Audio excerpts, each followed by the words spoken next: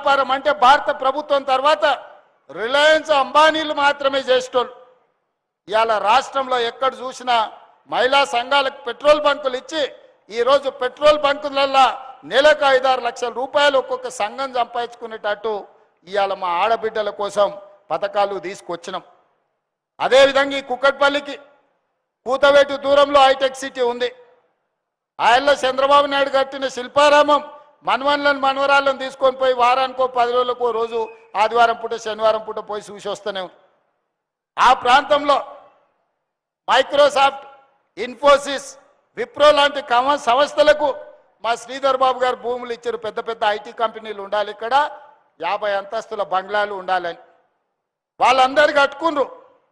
మరి మా అక్కల ఆడబిడ్డలు సంఘాలల్లో సమస్యలు ఉంటే ఎట్లా అని చెప్పి శిల్పారామానికి ఆనుకొని 3.5 ఎకరాలు 1000 కోట్ల రూపాయలు ఈరోజు ఇందిరా మహిళా శక్తి స్టాల్స్ పెట్టించి మా అక్కలకు విప్రో ఇన్ఫోసిస్ మధ్యలో ఈరోజు 1000 కోట్ల రూపాయలు ఆస్తి ఆడబిడ్డలకు రాసిస్తే ఈరోజు ఆదిలాబాద్ అడవుల నుంచి అచ్చంపేట వరకు వాళ్ళు తయారు చేసిన వస్తువులు హైటెక్ సిటీ పక్కన ఈరోజు శిల్పారామం దగ్గర మీరు అమ్ముకునే వెసులుబాటు కల్పించినాం.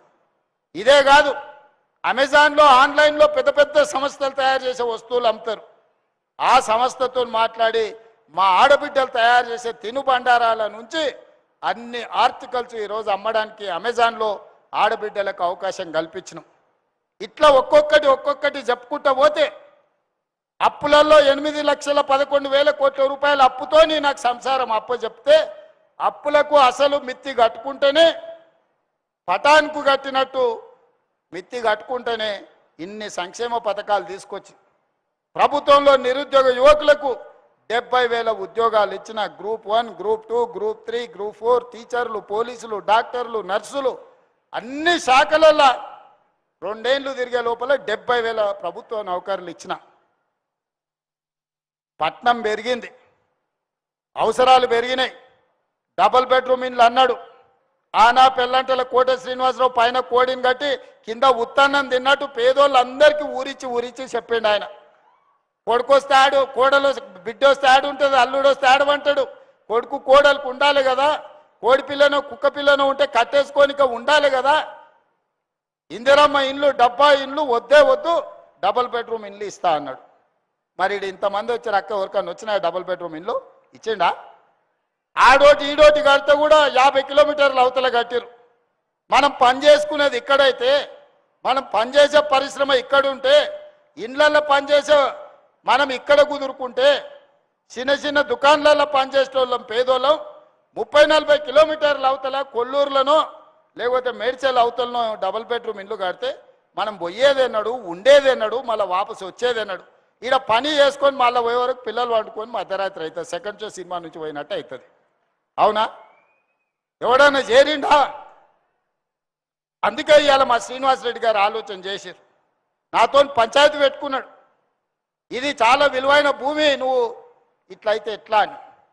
ఇక మనం మాట ఇచ్చినాం, కట్టాల్సిందే, మొదటి వరుస 1,00,000 ఇల్లు కట్టాల్సిందే.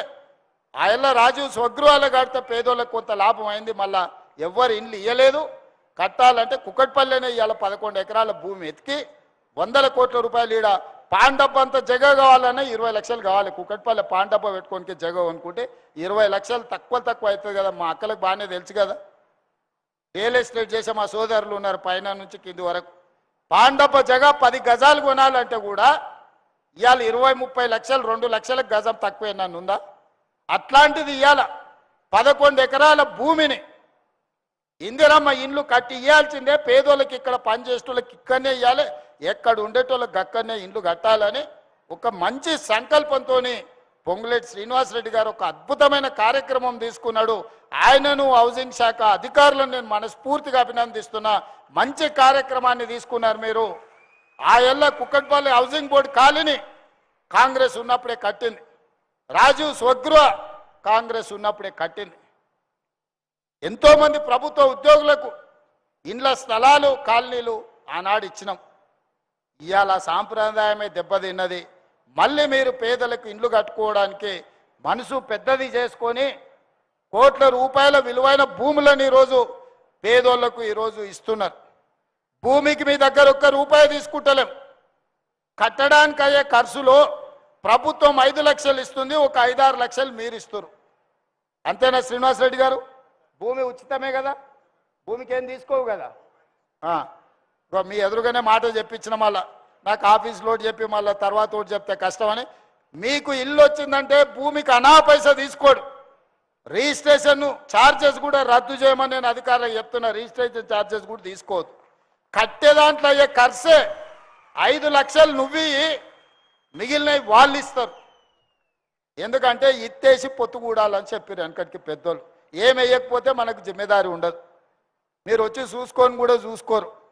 మీరు 10,000, 20,000, 5 లక్షలు, 6 లక్షలు మీరు కడితే ఎట్లా కడుతున్నాడు కాంట్రాక్టర్ అని వస్తా పోస్తూ వచ్చి చూసుకుంటారు. ఏ ఫ్లోర్లో నీకు ఇల్లు డ్రా వెళ్ళిందో మీరు వచ్చి పని మంచిగా అవుతుందా లేదా చూసుకోనికి ఉంటుంది. అందుకే నగరంలో పేదవాళ్ళ కోసం 1,00,000 ఇల్లు కట్టాలని మొదటి విడతగా మంత్రి గారు మంచి సంకల్పంతో ఈరోజు ముందుకు వచ్చిండ్రు. ఈ ప్రాంతం ముఖ్యంగా కుకట్పల్లి కావచ్చు, కుత్బుల్లాపూర్ కావచ్చు, మేడ్చల్ కావచ్చు, లేకపోతే కంటోన్మెంటు, ఎల్బీ నగర్, ఉప్పలి నియోజకవర్గాలు నన్ను రాజకీయంగా నిలబెట్టిన ప్రాంతాలు. అత్యధికంగా పేదలుండే ప్రాంతాలు. ఇతర జిల్లాలు, ఇతర రాష్ట్రాలు, ఇతర దేశాల నుంచి పనులు చేయడానికి ఇక్కడ వలసలు వస్తున్న ప్రాంతం. వాళ్ళందరికీ మంచి పాఠశాలలు, మంచి వైద్యము, ఉండడానికి సొంత ఇల్లు ఇవ్వాలన్న ఆలోచన, వాళ్ళ కలల్ని మీరు కలలు కంటే ఆ కలల్ని పూర్తి చేసే బాధ్యత నేను తీసుకుంటున్నాను. మీ సొంతింటి కళ నెరవేరడానికి ఈ ప్రభుత్వం, మీ సోదరుడు రేవంత్ రెడ్డి 100% అండగా ఉంటాడు. అందుకే ఇవాళ ఎవరు ఎన్ని చెప్పినా ఇనకండ్రి.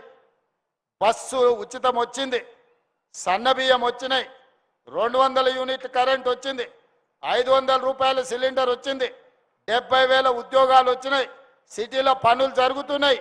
ఆయల్లో ఓ దగ్గర గ్రామ పంచాయతీ, ఒక దగ్గర మున్సిపాలిటీ, ఓ దగ్గర మున్సిపల్ కార్పొరేషన్, ఓ దగ్గర జిహెచ్ఎంసీ. మా కూన శ్రీశైలం గౌడు బాధ కాదు.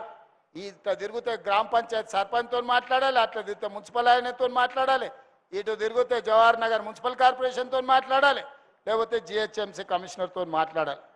ఇన్ని రకాలుగా మాట్లాడాలంటే నాయకుడికి అర్థమయ్యే లోపలే 5 ఏళ్ళు అయిపోతుంది. అందుకే ఈరోజు సైబరాబాద్ మున్సిపల్ కమిషనరేట్ క్రియేట్ చేసి మీ రోడ్లు కానీ, మీ ఫ్లైఓవర్లు కానీ, మీ లేక్స్ కానీ, మీకు అవసరమైన విద్యుత్తు కానీ, పాఠశాలలు పనిచేయడానికి నూతన కమిషనరేట్ ఏర్పాటు చేసి ఈరోజు హైటెక్ సిటీ దగ్గరనే 5 ఎకరాలల్లో 100 కోట్ల పైగా పెట్టి మున్సిపల్ కార్పొరేషన్ ఆఫీస్ని ఈరోజు కడుతున్న మంచి కమిషనర్ను మీకు ఇచ్చిన, మంచిగా పని చేయించుకోరు. మా గాంధీ గతంలో ఊకే సతాయిస్తాడు నన్ను, అన్నా నీళ్ళు వస్తలేవు, మోరి పోతలేదు, రోడ్ అయితే లేదు, ఇదైతే లేదు, అదైతే లేదని.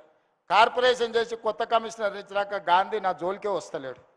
ఏదైనా ఉంటే అక్కడనే పని చేయించుకుంటాడు, మంచి జరుగుతుంది. అట్లనే మీరు కొనుక్కున్న భూమి ఏదైనా కారణం చేత 22A పడి ఉంటే మీరు కొనుక్కున్న భూమి ఏడికి పోదు, 1 ఇంచు కూడా ఏదికి పోదు. నేను ఇస్తున్న జమనాత్ ఇస్తున్నా, మీకు భరోసా ఇస్తున్నా. మీ భూమి మీకు అధికారులతో మాట్లాడి మీరు రిజిస్ట్రేషన్లు చేసుకున్నట్టు అన్ని ఆదేశాలు ఇస్తా.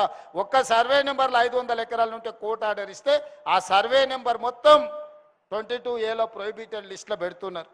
అందుకే బై నెంబర్లు ఇచ్చి కేసున్న 2 ఎకరాలు, 4 ఎకరాలు, 5 ఎకరాలు ఉంటే, కోర్టు ఆదేశాలు ఉంటే, ప్రభుత్వ భూమి ఉంటే వాటిని పక్కన పెట్టి మిగతాయి మీరు కొనుక్కున్న భూములు, మీరు కట్టుకున్న ఇండ్ల భూములు రిజిస్ట్రేషన్ అయ్యేటట్టు 100% మీకు మంచి జరిగేటట్టు చేస్తా.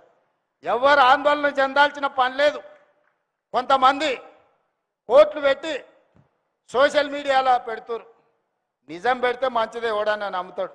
అబద్ధాలు పెడితే అవలగాడు అనుకుంటారు. ఈ అబద్ధాల సంఘాలకు ఈరోజు అసోసియేషన్లు పెట్టుకొని కోట్లు ఖర్చు పెట్టి కొంతమంది అబద్ధాలు ప్రచారం చేస్తారు. మీరు కూర్చొని ఆలోచన చేయండి. 10 ఏళ్ళు ఆసారు ఏం చేసిండు, 2 ఏళ్ళు మీ తమ్ముడు ఏం చేసిండో మీరు లెక్కేయండి. ఆయన ఇచ్చింది ఏదన్నా ఆపినా, ఆయన ఇచ్చింది ఏదన్నా గుంజుకున్నానా, ఆయన ఏదన్నా సంపాదించాడ పెడితే నేను తీసుకుపోయాను నన్ను తాకట్టు పెట్టినా, ఒక్కసారి ఆలోచన చేయండి. అన్ని మోసుకుంటూనే ఆయన ఇచ్చిన 8,11,000 కోట్ల రూపాయలు అప్పులు, అసలు మిత్తి ప్రతి నెల 7,000 కోట్ల రూపాయలు, సంవత్సరం తిరిగితే 75,000-80,000 కోట్ల రూపాయలు ఆయన చేసిన అప్పులకు నా తల తాకట్టు పెట్టి నడువు వంగిపోయిన అప్పు కడితేనే రూపాయి కూడబెట్టి ఇన్ని మంచి పనులు చేస్తున్నా. నాకు వయసు ఉంది, ఓపిక ఉంది, మీకోసం పని చేయాలన్న సంకల్పం ఉంది. విధ్వంసమైన తెలంగాణను వికాసం వైపు నడిపించడానికి రోజుకు 18 గంటలు పనిచేసే శక్తి దేవుడు నాకు ఇచ్చిండు. అన్ని అవకాశాలు అయిపోయినాక అదృష్టం అనేదే సమస్య అయినప్పుడు దేవుడు నా వైపు ఉంటాడు, అదృష్టం నా వైపు ఉంటుంది.